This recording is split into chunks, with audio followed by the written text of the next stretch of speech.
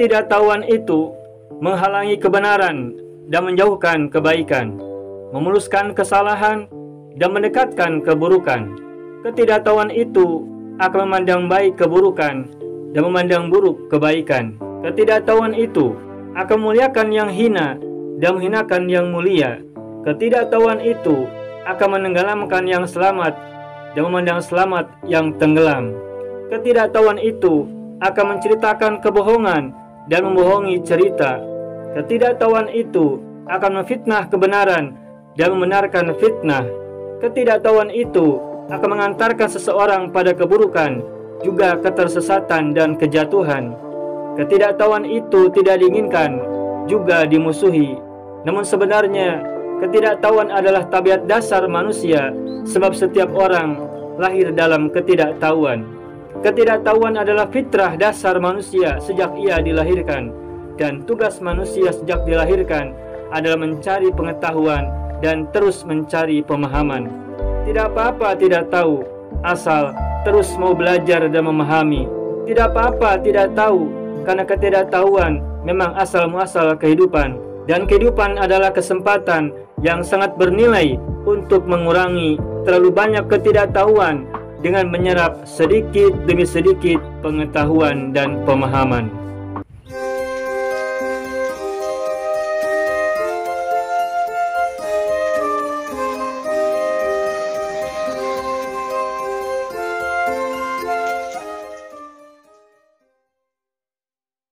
Assalamualaikum warahmatullahi wabarakatuh. Waalaikumsalam warahmatullahi wabarakatuh. Qala Allah Ta'ala fil Qur'anil Karim, a'udzu billahi minasyaitonir rajim. Bismillahirrahmanirrahim. Qul innal mautal ladzi tafirruna minhu fa innahu mulaqikum tsumma turadduna ila 'alimil ghaibi wasyahadah fa yunabbiukum bima kuntum ta'malun. Shadaqallahul 'azim. Bapak-bapak dan juga ibu-ibu yang saya hormati, masih seputar kematian, dan barangkali mungkin di antara kita ada yang pernah menyimak ini, tapi mungkin ada yang sebagian belum, atau juga ada beberapa tema yang berkaitan kematian. Itu temanya banyak yang bisa disorot, dan salah satu yang bisa kita sorot tentang kematian itu adalah bahwa jelas setiap orang itu cenderung untuk menghindari kematian. Itu udah jelas.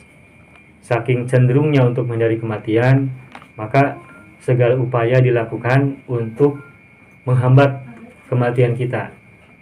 Ketika kita menjaga tubuh kita tetap sehat, ketika kita berupaya berobat dari penyakit-penyakit yang kita alami, itu di hati yang paling dalam kita itu sesungguhnya karena kita pertama tentu saja ingin tetap hidup, kedua ingin tetap sehat, dan ketiga yang mungkin tidak kita ucapkan, kita belum mau mati, ya nggak Pak? Ya.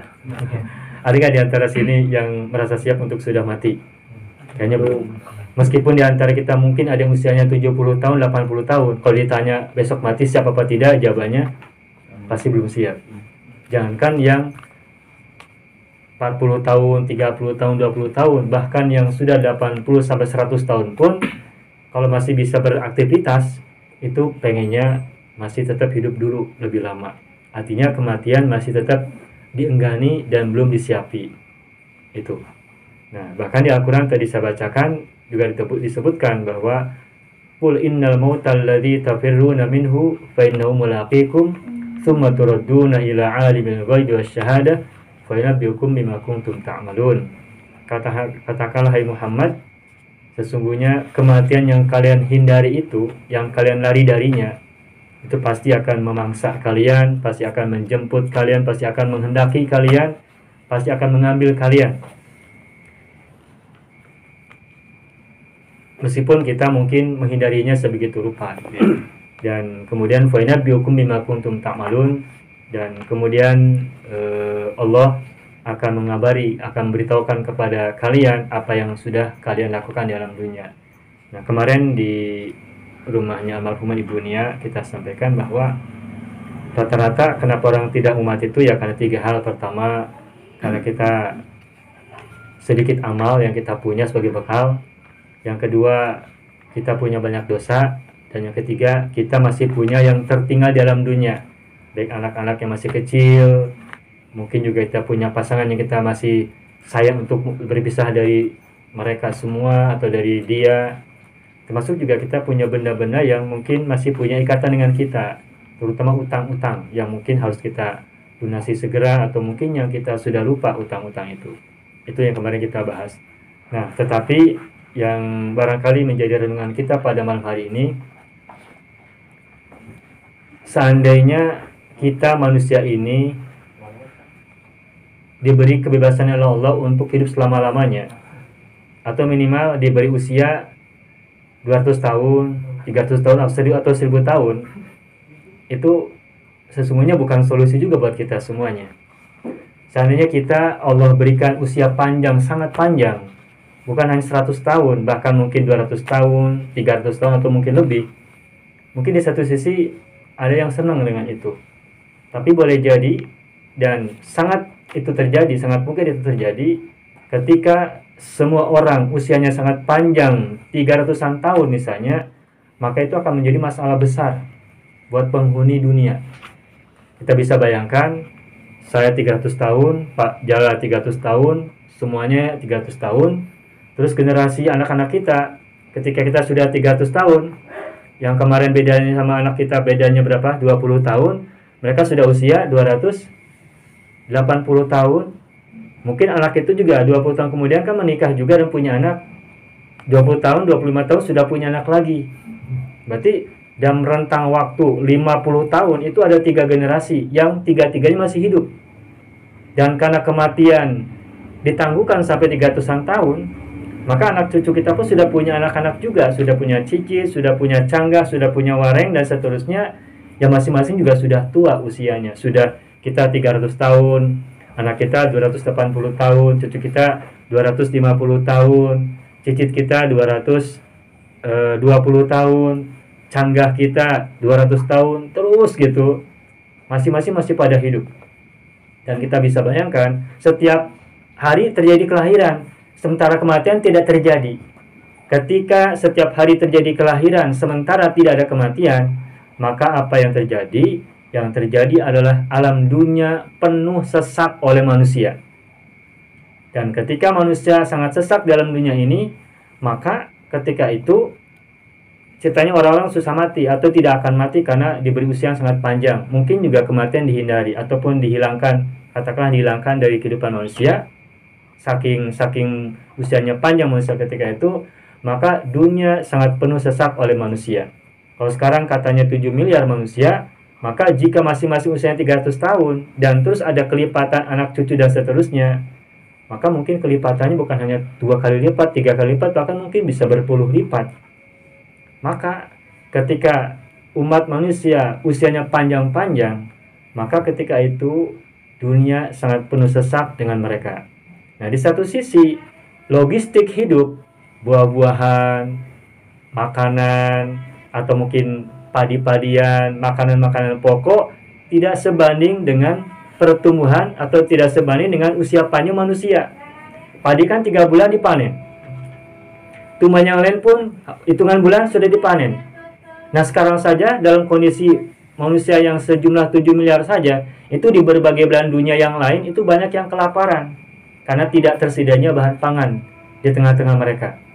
Ini jumlah manusia di dunia 7 miliar. Nah, kita bisa bayangkan seandainya kematian dihilangkan atau setidak-tidaknya usia manusia 300-an tahun rata-rata, maka bayangkan manusia jumlahnya sangat banyak, sementara logistik, bahan pangan, bahan pokok tidak sebanding dengan jumlah manusia yang sangat banyak. Di satu sisi manusia jumlahnya sangat banyak, sementara jumlah pangan, logistik, ketersediaan bahan pokok tidak berbanding lurus dengan jumlah populasi manusia. Nah, karena bahan pangan sedikit dan manusia sangat banyak, maka manusia apa yang terjadi? Saling berebut makanan. Tomboroning eta kamari minyak goreng tak aya, sakitu ngantri nah kan? Baru minyak goreng, belum nanti padi, beras, belum nanti bahan pokok yang lain dan seterusnya lah gitu. Maka ketika orang-orang berusia sangat panjang, sementara kebutuhan pokok tidak berbanding lurus ketersediaannya, maka boleh jadi nanti manusia akan saling berebut bahan pangan, bahan pokok, Dan karena berebut, maka bisa terjadi pertikaian di antara mereka. Permusuhan, pertempuran, bahkan peperangan dan saling membunuh yang susah mati-mati. Mereka berperang, tapi tidak mati karena kehidupan misalkan diberikan abadi, tidak ada kematian, dihilangkan. Maka karena kematian misalnya dihilangkan dari kehidupan umat manusia, sementara bahan pokok tidak tersedia berbanding lurus dengan jumlah populasi mereka, maka perang begitu kecamuk sangat keras di antara mereka, sedangkan mereka juga susah mati. Nah, ketika mereka susah mati karena kematian dihilangkan dari kehidupan manusia misalnya, maka kehidupan menjadi sangat membosankan dan tidak aman, juga tidak nyaman. Nah, oleh karena itu maka kematian sesungguhnya bagian dari salah satu hikmah Allah agar kehidupan bisa seimbang dan bisa bergantian. Dulu pada masa Nabi-Nabi Israel ada sebuah riwayat bahwa pada masa-masa Nabi Israel ada salah satu nabi yang didatangi oleh kaumnya agar kematian dihilangkan dari kehidupan mereka. Nah, nabi tersebut merasa aneh dengan permintaan kaumnya, tetapi kemudian dalam rangka memberikan ujian kepada kaumnya, singkat cerita sang nabi memohon doa kepada Allah, dan singkat cerita juga Allah mengabulkan permintaan kaum tersebut. Singkat cerita 20 tahun, 40 tahun, 60 tahun, 100 tahun, dan berapa ratus tahun kemudian penduduk kaum itu tidak satupun yang mati. Dan seperti yang tadi kita sudah gambarkan, penduduknya banyak, sementara mereka di tengah gurun pasir yang sedikit logistik pangannya. Singkat cerita mereka saling berperang satu sama lain.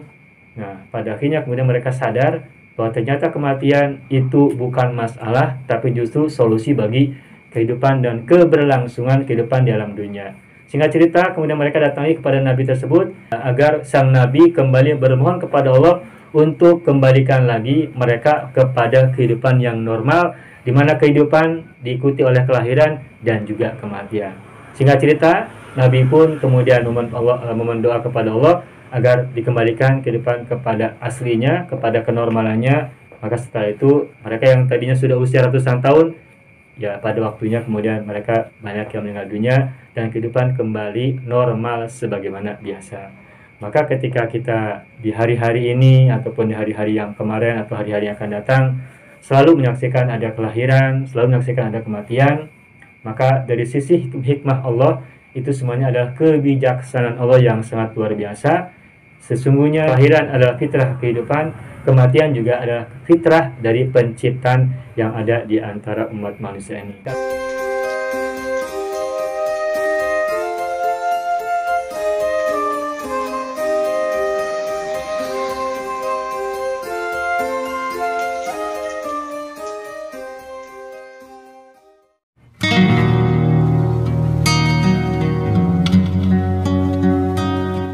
Mau kuasai bahasa Arab? Gabung Sekolah Arab Digital. Mau kuasai bahasa Arab? Gabung Sekolah Arab Digital.